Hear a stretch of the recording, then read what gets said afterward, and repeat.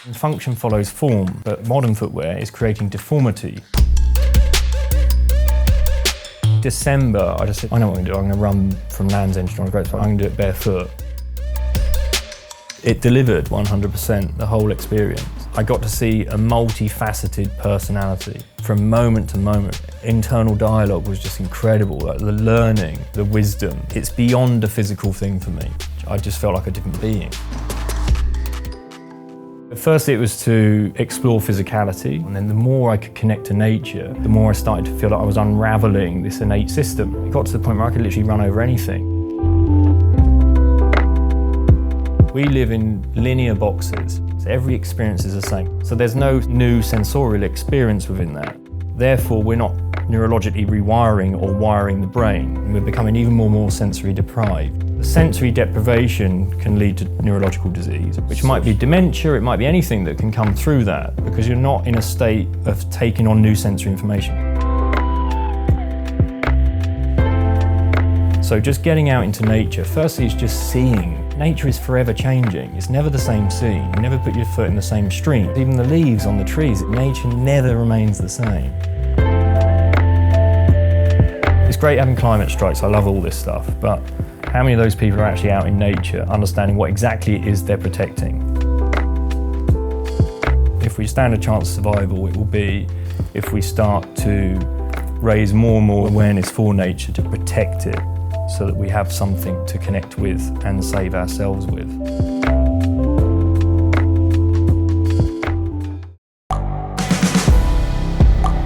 The world is changing. Inspiration is everywhere.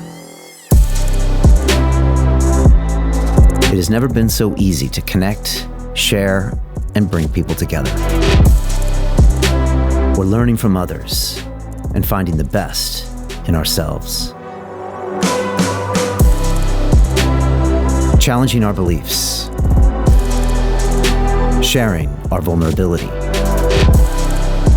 Overcoming our fears. Transforming ourselves so we can transform the world. How far can we go? This is LondonReal. I am Brian Rose. My guest today is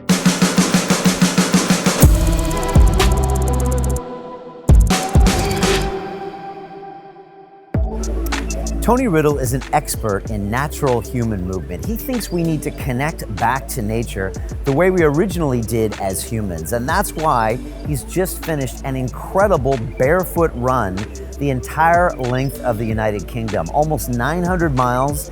He did it barefoot, and he came back to talk about why he thinks this is so important. And Tony believes that you really need to get back and connect with nature and feel it, and he thinks it's the disconnection that we had that causes all of the problems that we have. So he's taken it back to an extreme. His house doesn't have furniture, his kids don't wear diapers, and he's really trying to find out how humans were originally supposed to interact with nature. And we also went on to talk about various psychedelic experiences. I know you're gonna find Tony to be a very fascinating guy, so enjoy the episode. This is LondonReal. I am Brian Rose. My guest today is Tony Riddle, the British natural lifestylist, barefoot running pioneer, and endurance athlete. Your work seeks out ancient practices to reconnect us to our human biology, and your natural lifestyle coaching program teaches the necessity of breaking free from what you call our zoo environment in order to rewild our movement. You just completed running the entire length of the United Kingdom barefoot, an incredible 874 miles in 30 days, with a grueling 57 miles on the final day. Tony, welcome to LondonReal. Thanks, man. What an intro. Wow. Great to have you here. Big one. You know, I figure we might as well jump into this because this happened like 9 days ago. Still raw. Yeah, you're still raw, barefoot. Maybe before we get into the details, why do this in the first place? And when did this idea come to you? So, firstly, I was born the longest baby on record in Reading Hospital. Boom, that's the start of it. Okay. Which meant there wasn't enough room in the womb. I was late, like the whole really late term.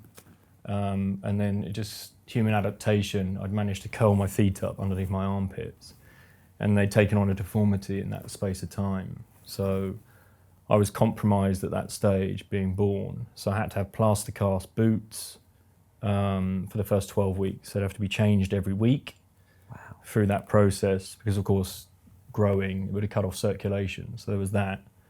My mum then was traumatized by that, this thing, she had to keep going, getting it done. My dad was busy at the time, so there's a kind of that, there's a weave of that in there. Okay. And then I had to wear boots with a brace.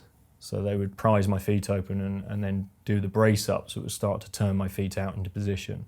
Wow. That's in the trauma of the event, I believe. It's kind of steered me where I've been coaching, I guess, and part of the lifestyle of being barefoot. I think trauma kind of guides us along a certain path, really takes us by the hand. Wear those boots and that whole contraption as a kid? I don't think it's long. It's really just until I guess I was up to the stage where I was standing, I guess, and then it was just in the growth stage of it. So it's not like I had to have a frame or anything. It was just at really early stages. Wow, but so your whole relationship with standing and being on your feet started with a bunch of artificial devices. It's like the real Forrest Gump, right? But my mum would say I had just such strong legs. She said it was just ridiculous. I was doing, let's say I was lying on my front, I was doing like hamstring curls with this brace, you know. Wow. And she said just you were incredibly strong. So I think that's in the real seed or the acorn of the event.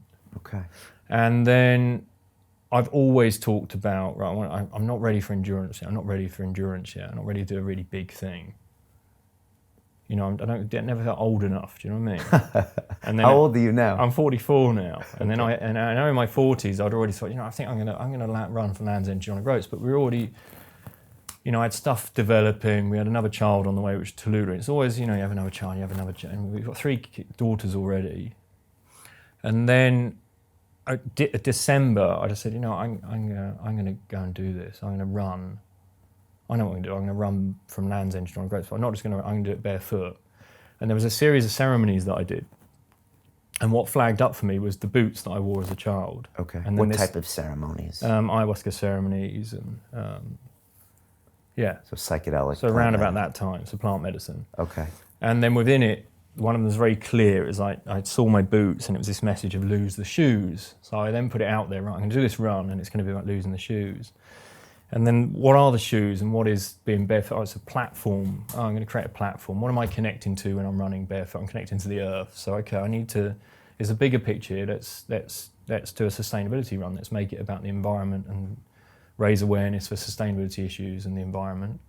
And raise funds for, I think, 6 organisations and charities that we could put it out there, this bigger picture, bigger message. Okay. So at first it was to explore physicality and I think demonstrate human potential because there's so much untapped there.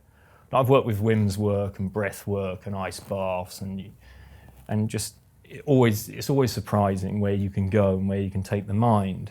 And in movement, it's always been the same. I've been a movement coach for years, you know, and then we went down this path of living a natural lifestyle. And then the more I could connect to nature, the more I started to feel like I was unraveling this innate system. And I think barefoot running just became that. It got to the point where I could literally run over anything. And people were like, how are you doing that? And it's like, I'm tuning into what I'm doing. And the more I exposed myself to it, the more compliant and softer I became over terrain. So that's where it went. It went, right, let's explore the physicality and now let's also raise awareness. So that's kind of that's okay. Where the depth that it came When did from. you start barefoot running? I mean, you know, any kind of distance or playing with that whole... Well, I think as a kid, again, was the main part of it. Like we lived in a concrete existence. We lived in a village and punctuated in amongst that, we'd go and play in a wreck. Gravel pits, it was called. We had to, you know, we had to get across a bridge. It was like literally get across with your nails and like stepping across a ledge to get across it with intercity trains blasting underneath. And then we get into nature and it's like, yeah, and we kick our shoes off and we go climbing trees and get into streams. Again, exploring our physicality. So that has always been a connection to me. It's punctuated in amongst a concrete existence, nature. So that's like rewilding in a way to an urbanite experience, which I think is wrapped in what I do again today. And then in my school, again, even on a tarmac playground, I'd be running around barefoot. If we had races, I'd run barefoot. Entering my first 400-metre race, I won clearly by 150 metres. So I always had something. And you did it barefoot? And I did it barefoot. And they let you? And they let me, but that was in really early schooling, on grass, on a grass running track, you know. Okay. And as it started to progress, then it was no longer cool to behave like that, you see. Right. It was now cool to wear Nikes, Air Max. Then it was cool to smoke weed, and it was cool to do this, and it was cool to do that. So suddenly all that stuff about the physicality, or being boys and lads and, you know, being a tribe, we were being that somewhere else with a different kind of normalized behavior. Right. So that natural connection to nature and thirst to be connected to nature was taken over by a social structure. Exactly. And you wanted to conform like any adolescent does. Yeah. Because that social structure is your lifeline. Back in the old days, that's what kept you alive, really. Yeah. So you kind of put that on hold while you Yeah. became a social young man. Exactly. Okay. Yeah, so that's again where I think I probably started barefoot running. Then years roll on, and I had a Pilates studio. I had 6 practitioners in there, and then suddenly this guy rocks up on the scene around where we were coaching. He was a mentor of mine, which is called Dr. Nicholas Romanoff, who developed a system called the pose method. And the pose method, he discovered he was a track and field coach in the Soviet era. So you can imagine they were like mega film stars, those guys at that point. They were like creating superhumans, right? But he discovered a specific shape that everyone had to go to when they run, which is when the head, the chest, and the pelvis is aligned, and the foot will literally land underneath you, and then there was a certain, the pulling leg was underneath the body. So it's like if you looked at a track runner, they're closer to it, compared to say a jogger, which is like heel to toe, head forward, hips back, like a K shape.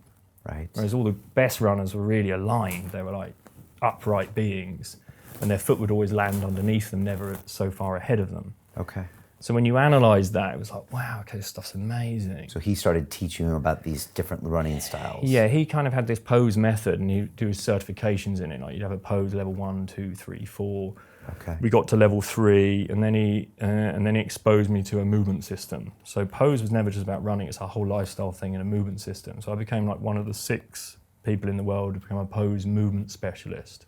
Okay. And then you would look at every movement, and you could apply a kind of almost a natural filter to it, in the sense when you understand the posture and the shape that you should be making due to the forces, you would become more efficient and minimize risk of injury. Okay. I was just going to stop you for a second. This is kind of interesting because, you know, last year I did my Ironman 70.3, and I got a swim coach to show me how to swim, which makes sense. Exactly. And I kind of got some tips on how to cycle, and I got the bike fitted to where I was.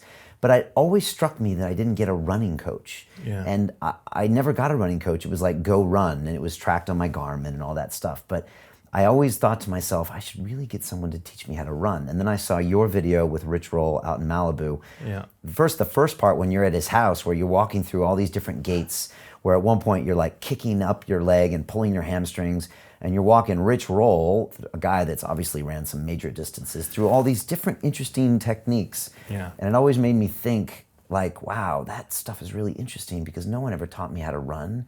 No one teaches anyone how to run. And yet, it's really complicated, right? Yeah, well, he connected with it immediately based on swimming. So Okay. Rich was like, yeah, you know what, if this was swimming. And Right. there was almost the same language that was applied to it. Right, because he used to do butterfly, and he kind of So understands he kind how of to... immediately connected to that. And then Right. it's the same, like you want to play golf, what do? You get a golf coach. You want to play tennis, you get a tennis coach. But yeah, running is just seen as, oh, it's a natural thing. Right. But it is a natural thing to natural beings. So if you grow up in a tribe of influence, I call them a tribe of influence. So the tribe is who you observe the behaviors that become your behaviors. That's the normalized stuff. Like me in my childhood, going to nature, and then suddenly what was normalized later was smoking weed and wearing Nikes, right?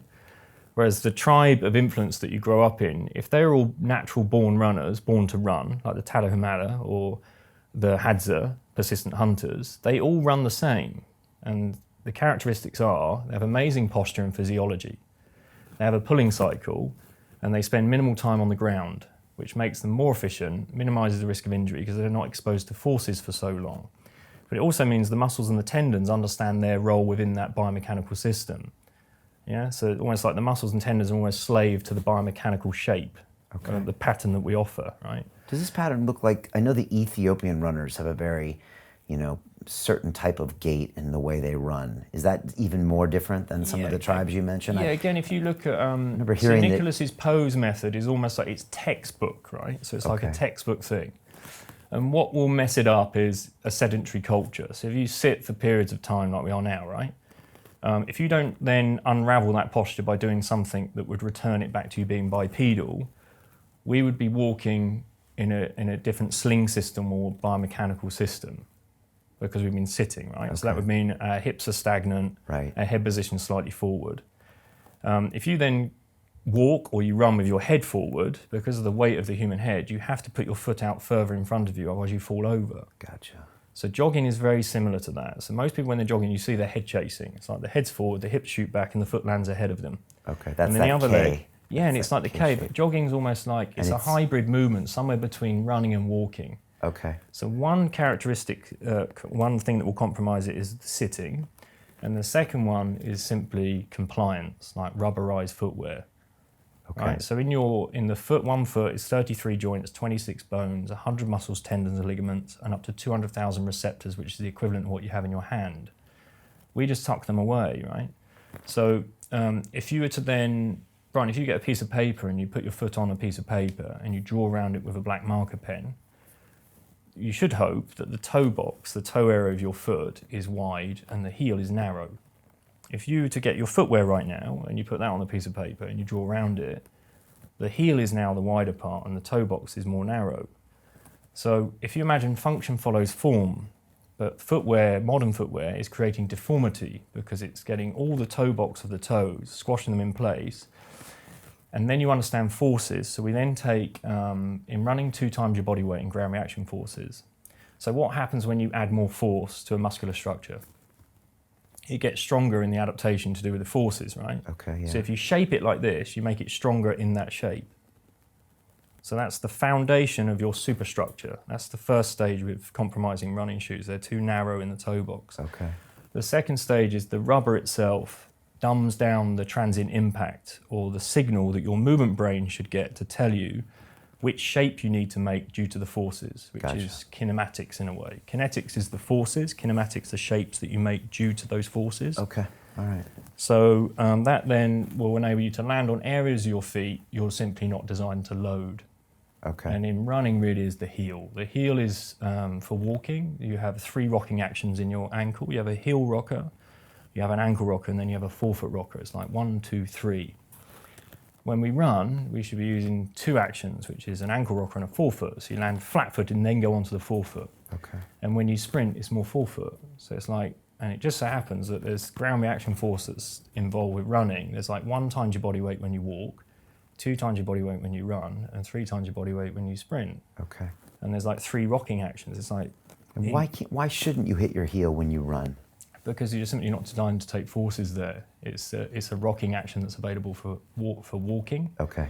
And incidentally, it just means that then you'll spend longer time on the ground. So the ankle joint isn't designed to take force in that shape, and you redirect forces elsewhere. So I'd say what the injury that's available from that is the knee. So the knee's the joint that will take the forces. So if the ankle can't offer its role of absorption, which is kind of the Achilles tendon and the plantar surface of your foot, if that's wiped out by heel striking, you have to redirect that force somewhere else. So 50% comes from the knee, 50% comes from the lower extremity. If I can't offer that from the appropriate angle dorsiflexion that's available at that moment in loading, it will go into the knee. So yeah, major knee injuries are caused through running. Right? And if you have jogging, okay. And if you do run in a K shape, I'm guessing that shape by definition has inefficiencies as well. Well, yeah. So if my head's forward and my hips back, we've identified that the foot has to land ahead because otherwise you'll fall over. Right. So if I'm in a complete straight line like that, it means that it's the difference between my foot landing here and my foot landing here, right? So the time that I spend on the ground there is the inefficiency from going from the heel rocker to get to a flat-footed position, then coming off, when I could just be going flat and off. So I'm literally just an object that's falling, and then I'm just changing support underneath it. The closest example would be like a unicycle. Imagine you've got 1 foot at the top, 1 foot at the bottom, and you just got to go on top and you just keep going in that direction. Right. So all you're doing is this with your feet. You just keep pulling your feet and you just keep falling. It's the most efficient thing there is. Okay. And that's what was enabling me to go and do 30 miles a day. I'd just be upright and just keep pulling my feet underneath me. Okay, which made it much more efficient. Yeah, you're much more efficient, and again, because you're aligned with nature, so you align yourself with the correct shape, which helps you deal with the forces, which then helps you deal with the right muscle and tendon actions. Okay. So it has to be more efficient. But the other thing was breathing. So I'd work a lot with breath work. So I'd started taping up my mouth and just nasal breathing. And which meant to start with in training, I'd go from like 8-minute miles, and then I started taping, and that went to 10-minute miles. Right. And then over time, the aerobic threshold changed again. Yeah. And that started to creep in. So I got back down to 8-minute miles by nasal breathing. Okay. And I just stretched that aerobic threshold. I was told that nasal breathing was kind of an old way to train different cardio zones before you had like a Garmin. Because you know if you're nasal breathing, your heart rate has to be in a certain range. Exactly. Is that kind of what it was originally used for? Yeah, because otherwise if you start pushing your anaerobic and you start mouth breathing, then you're using other stores again. So if I want to remain aerobic, my primary source being oxygen, I just nasal breathe and just keep it there. And taping it stops you from going beyond that. Yeah, and for anyone training endurance, they try to really push you in the aerobic zone and build that up. That's what I was told to do for the Ironman. Yeah, so like Lydiard's work, Arthur Lydiard was a great, lauded as one of the great track and field coaches in New Zealand coach. And so he was taking, just in the 50s and 60s, he was taking average track guys and turning them into Olympians, like Peter Schnell and people like that. Okay. And it was all aerobic running, so it's like volume, but he had other programs in there about out and back, so it's about intensity. But he would have people doing like what Mo Farah does, he'd do like 100 miles a week, but all aerobic, right? Right. And you're stretching the aerobic zone, and that's where the term jogging came from. So he coined the phrase jogging. Okay. But it wasn't jogging as we know, changing the shape. It was just you basically keep it as an aerobic work. Right. And then he put that out to the masses. So everyone picked up then this term jogging. Okay. It was about aerobic running. And for people that don't know, how do you explain the difference between aerobic and anaerobic? Well, aerobic, again, using your primary source, which would be oxygen. And if I start going, so imagine one's oxygen and one's starved of oxygen. So this is, I'm efficient, I use oxygen. The other one, I've now stopped using oxygen, I'm going to start using other systems. So I have to start using other fuel, which is great short term. So say at the end of my runs, if I wanted to finish, then that's okay. I'll just burn off my stores and I'll do a sprint finish. Yeah. My breathing's like up here, and it's almost like a form of fight and flight that I'm going to go into, and I'll blow off all my stores. Doesn't matter, I'm done. But if you start blowing off stores too early, then you're in trouble, aren't you? That's almost like you hit the wall within your training. So things like sprinting, fighting, these are all anaerobic exercises. Yeah. Whereas these endurance sports should be more aerobic if you want to have any chance of competing. And I think in Rich's book, Finding Ultra, he said that in the very beginning, he struggled to train as aerobic. He would go out there and try to run and try to go up a mountain, and he would get into anaerobic, and he had to really slow himself down and pace it to build the aerobic zone, as opposed to not just go into the anaerobic. Exactly, and that's the endurance. Okay. It's being able to stretch that, and then you can be out there for longer. Why don't top track athletes take their shoes off? Why doesn't Usain Bolt take his shoes off? Well, track shoes are different anyway. Track shoes are pretty minimal. They're there's nothing to them and spikes. Right.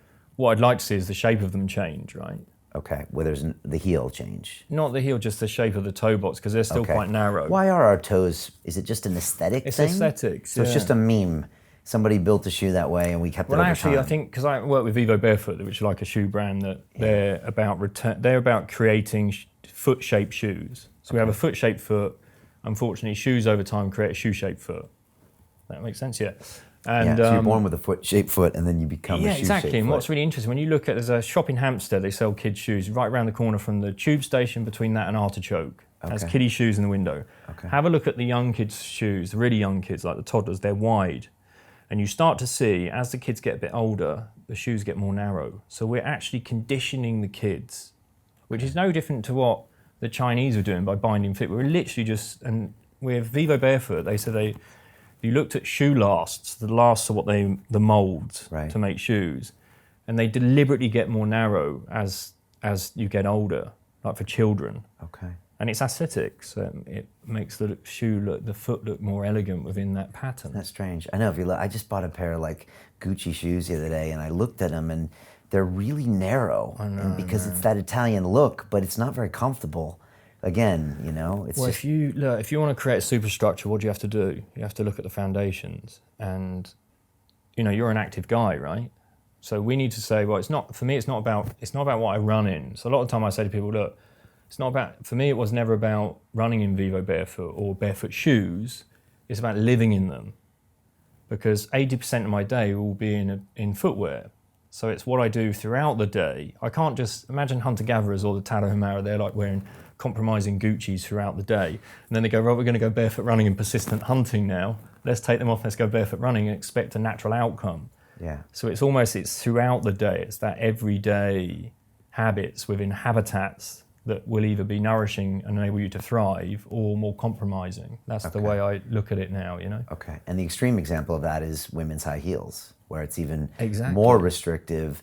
Calf muscles aren't working. I mean, Absolutely. I mean, my missus, she'll want to wear her heels for about 20 minutes. It's over. It's crazy though, isn't it? Yeah, but again, that's what's normalized. Yeah, that's what's normal. So for people listening to us, I mean, a lot of people listening probably enjoy a run every now and then. Yeah. What's the most important thing they need to know about all of the IP you're talking about here, especially if they want to learn more or try something new, or try to normalize their feet, whether it means running or anything. Is there something you have your students do? Yeah, there's a system called toga, which is like toe drills, yoga, foot yoga. And that's about understanding the leverage and balance points, loading points of the feet, and getting that toe that's been pushed into a shoe shape, the great toe, and bringing it out slightly. So the great toe is like 4 times denser, thicker than all the other little toes. Okay. So it's designed for load and pivoting. So we need to get it out slightly in line for where it should be. And if you look at a natural foot or a wild foot, or my feet, for instance, that big toe is in one straight line. It doesn't have it doesn't deviate. That then, beyond that, is to just keep the mobility and strength within the feet. So as often as you can, just get your shoes off and start moving them, playing with them, and falling back in love with them. And and understanding that, try and use a keypad with rubber underneath your hand and your fingers pulled together. You can't, but again, there's the same mechanics in the feet. So it's understanding that, if we start to mobilize them, rewild them in that sense. There's tutorials I have, but we can put some links in for stuff like that. Yeah. What about going barefoot? We have a mutual friend, Timothy Sheafin. He took me up to Mount Snowdon about a month ago, and of course he picks me up at the train station barefoot. Yeah. He used to roll up to my studio back in the day barefoot, on the tube barefoot, walking around London barefoot. Do you do that? Do you encourage people to do that, or is that an extreme? I think, for most, it raises too many socially extreme eyebrows. 30 feet, and it just... No, I go wherever. If I feel like being barefoot, I'll be barefoot. But at the same time, you might as well wear a footwear that's a barefoot design, that's wide enough in the toe box, that has a casual, smart wear, training wear.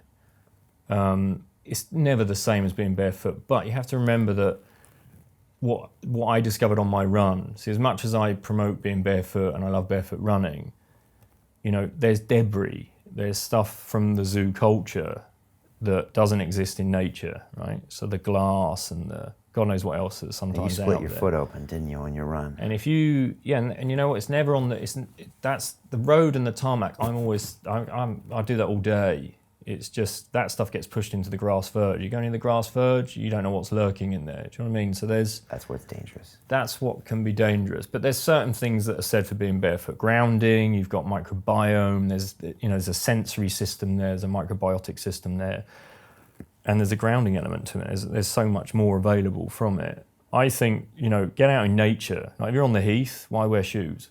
Yeah. There's no debris around that place. That's like around the bins maybe. Yeah. But then you're exposing yourself to something that's much deeper, which is, again, microbiome. There's the grounding experience of it. But we're a sensorial being, right? So our senses come alive from that. So if we look at, let's say, sensory genomics, which is a field about neuroplasticity in a way. right? We live in linear boxes, right? We survive in a linear box. Every experience is the same. We're going to go from this linear box into another linear box on a linear piece of transport into the next linear box, go and lie down on a bed, get up again, go and repeat the same process. So there's no new sensorial experience within that. Therefore, we're not neurologically rewiring or wiring the brain, which hence would be stagnation. If we look at that for neurological diseases, I think there's a big problem that amounts through that. Which that might creates other... Which might be dementia, it might be anything that can come through that, because you're not in a state of taking on new sensory information. Even down to our hands, everything is flat. You use screens, we use phones. Everything is the same linear surface, and we're becoming even more sensory deprived. So sensory deprivation can lead to neurological disease, right?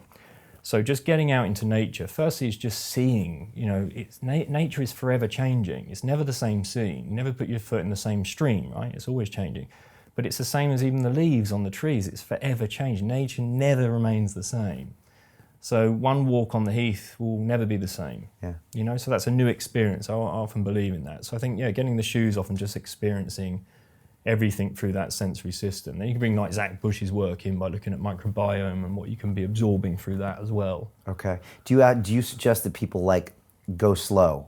So I'm on the heath every weekend, but I'm in my shoes. Yeah. So I can't, if I just throw them off and go a mile in the heath, are my feet going to get all busted up and am I going to be tiptoeing along? Or should I start with a couple hundred meters and then do another 100 the next weekend, or should I just dive all the way in? The really interesting thing would be for someone to blindfold you, right? Okay. And walk you around on the heath. It would be interesting. Because you take away the visual aspect, which just looking at the ground, right, is enough to create that kind of experience, which creates more tension. Okay. So imagine if there's rock and there's you, who gives, rock or you? I guess it's me. It has to be you, right? Yeah. But the visual stimulation of that rock, if there's spikes or something on it, will create more tension. So instead of you giving, you start to become hard on hard. Therefore, it hurts more, right? On top of that, the average foot, because it's been contained within a shoe shape or has rubber underneath it, because of the rubber, you actually become a stiff component. So if you were to wear a conventional running shoe that's soft, and you went for a walk on hard surface, the hard surface is hard, the rubber gives, and you become stiff above it. There's the compliance and stiffness within it. So when you take that rubberized footwear away that you've been conditioned into, domesticated into, there's a process you have to go through to be able to understand how to become compliant again. And I think that becomes breathing, mindfulness, maybe choosing terrain to begin with grass and impacted earth. And then tarmac's really lovely. Tarmac is really surprising. Really smooth bit of tarmac. It's beautiful to walk on and run on. Yeah. And then you learn how to become compliant again. The thing is learning to become soft and compliant. If you work on hard surfaces, you've done a bit of Ido's work, right? So if you have a hard surface, how do you become compliant on that surface? You keep working on the surface and you have to become soft. And it's the same with being barefoot. You can literally run over anything if you can trust that innate system. We look at, we think the Range Rover is sophisticated, right? Oh, it can calibrate, we can work, the suspension can change over anything. Okay, go and run on sand, go and run on concrete, go and run on mud, go and run on any trail, and we have a far superior suspension system available. Once you surrender to it, or you understand how to rewild that kind of nature, that innate stuff, I think it's, we have so much that human potential, it's untapped, right? Yeah. So I think you have to go through a process, which for me is always, I call it rewilding, right? It's how do we get from that stage to that stage? I think first one would be firstly is the rewilding exercise, a toga for the feet, wear barefoot footwear to allow your feet to open up, everyday wear. And then when you are in nature, just say the soft stuff, right, let's start with that because that's compliant, and then you can start to understand, and then start to just play with different surfaces. And I think play is we lose sight of it. It's reps, counting reps and whatever, just stay within a playful state. Look at my kids, they just play all day, right? They don't go to school, they're unschooled, so they just literally play. They're in a state of play and they learn everything they need to learn from their environment through a state of play.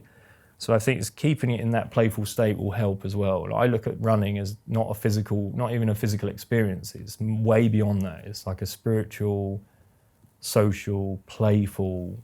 I enter other realms with it. I don't see it as, all right, okay, it's reps, miles, heart rate, blood pressure. I haven't worn a heart rate monitor in I don't know how long. You know, don't wear a Garmin, just go and play. That's an interesting way of looking at it. And again, you did a great video with Rich Roll where you were out on the trails, and I think Rich looked at your feet afterwards and he's expecting to see these big calloused, like bare feet, and they're not. They're actually quite these soft. Because they've had to soften. Right. You know, it's counterintuitive. It's complete, yeah. So, you know, you become desensitized by wearing footwear. It's the opposite, isn't it, to what we think. You create more sensitivity, which then you learn the skills to deal with the terrain through the senses. And so even now, like my feet have developed through that run, there's like pads. They become like jelly. And there was a moment when between the big toe and the second toe started to wear a bit thin. And then you see a bit of the blood vessels, and it wasn't looking great. But again, the adaptation again, it's like a whole new pad, and it's soft again, and the feet just heal very quickly. You know, but it has to be again. I think it's exposure. You have to expose them, right? Okay. And so, just to talk about this run, you had never really done anything like this endurance-wise before? Well, I was in the military, so we did a fair bit, but not to this degree. No, Okay. this was kind of like, right, this is what I'm doing. So it was all mind for me. It was like, I had to commit to doing it. Ross would have said, you know, right, like Ross said, naive enough to start, stubborn enough to finish, right? Right, this is Ross Edgley who swam around the UK. So people would say to me, you know, how do you think it's going to be? You're not worried about anything? No, I'm not worried. It's a marathon a day for 30 days. More than a marathon, right? So I've been working on my physiology, my technique's down, I've got really strong form. I'm not concerned about the physicality, I'm more concerned about the itinerary, the logistics of it, right? Okay. You know, being where we needed to be, accommodation, my wife and kids are traveling with me. Katerina's like 8 months pregnant. It was like, oh my God, we've got to get all this right. But were you running a lot before you did this? Or were you I trained a fair bit for it because and the seed kind of was planted in December. So come already January, I was just going out. I'd start from our house to Regent's Park running track was 2.5 miles. 10 laps of Regent's Park, it's a small track, that's 2.5 miles. A lap of the outer circle, Regent's Park, is 2.5 miles. And I'd run home 2.5 miles. So I'd do that barefoot, right? So that was like 10 milers. So I was doing 10 milers and I'd get to 100 miles a week. Okay. So I was putting in 100 miles a week, going on half a Lydiard stuff. Then I'd do out and back. So I'd go out and I'd get back in a certain time, try and get back in the same time. Okay. And then it became, right, I do 10 miles, I'll pause, I do 10 miles. So I trained everything into 10-mile segments. And that's how I set up the run. I basically just said, right, I'm just basically going to run 10 milers. I'll do 10 miles, I'll pause, a little bit of fuel, go and do 10 miles. A little bit of fuel, go and do 10 miles. But I also, because I wanted to make this run about sustainability in the environment, I then set up interviews with sustainability experts, right? Podcasts. So I thought I'd start a podcast. This is the platform to do it.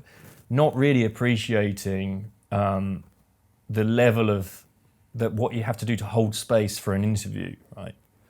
To be present in that moment after doing 20 miles. It's mainly 20 miles. And some of the days I had to run 20 miles flat rather than my 10 milers to get to a point to be able to sit down and get the mics out. Okay. So there was, there was a fair bit going on. So were you trying to podcast every day or every few days? No, we lined it up so there were if some of them didn't work out, there's a few that just didn't work. It just wasn't happening timing wise. But we recorded a fair bit of content there. Okay. And then James, who was supporting me, was basically recording the content, and then he put it out. So it was... Okay. What was the biggest realization or observation from doing this? Was it tougher than you thought it was? More doable? Where were you at 10 days? Where were you at 20 days? And where were you at 30 days? So there were moments in it. There was day 4 was an interesting one. I was expecting it to happen, but maybe not so soon. Was the moment, the realization when you wake up and go, oh, that's what we're doing today. Everything was just perfect. It was like, there was nothing to it. It was like, oh my God, this is great. And I felt like I'd become the process. So I have this saying, which is trust the process, respect the process, be patient whilst in the process. And when you finally figure out that it's all process, just be, right?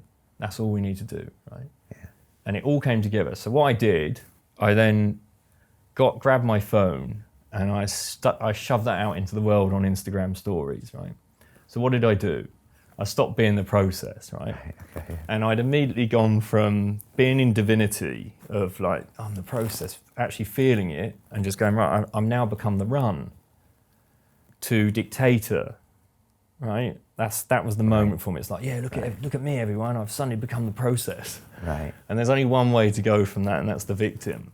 So a thorn entered my heel, like within minutes of that exposure. And it went right in the medial part of my heel, which then it was so painful, and I couldn't get it out. So it meant I started to load the outside of my foot. And when you understand the behavior of the foot, and we know that the big toe is 4 times denser and thicker than all the other toes, which is the smallest? The little toe. And I'm loading the outside of my foot. So 120 miles later, my foot starts to balloon on my left side. It starts to look quite inflamed. And I'm like, oh shit, this is a moment. So this is like, we're at day 8 now. And my right side, it had overcompensated for the left side. So the pad got really thin. And it almost got to the point where I felt like I couldn't put my feet on the floor. It was too tender. And this realization of, oh shit, this could be over right now. We're only on day 8. Never planned it. There's no way I thought this would happen, because my physicality was strong, my technique was down. I'd just become the process, right? All this stuff was lined up. And what's going through your mind? I mean, adversity. It was like the true level of adversity. Everything, my whole philosophy and everything I talked about was now on the line. Right? So is the ego in play here? The ego's in play the moment I've gone from being in divinity, being the process, to being the dictator. But is the ego in play a little bit when you say, I'm going to go do this in 30 days? I mean, at some point you have to now do what you say, and people are going to potentially judge you, and all your work on that. Yeah. So that's also being a little out of the process. Well, it is a little bit out of the process, but there was an honest belief system within it. You know what I mean? It was a belief of... But it does raise the stakes. I can do this. There's a belief that I had so much... I would have put, I put money on it. There's so much within me that said, right, okay, I am this process. This is what I'm going to be doing. And I just never in my wildest dreams thought that in all the barefoot running I've done, I've never had like a thorn like that in my heel. It was just that, it was perfectly timed. It was everything it needed to be. Okay. And I arrived back home and my kids are there, and it's the first time Millie saw me crying. I had a proper sob. I was like, oh my God, this is like, and it was like the end of me at that moment, when you go into that real dark, and I call it the pain cave.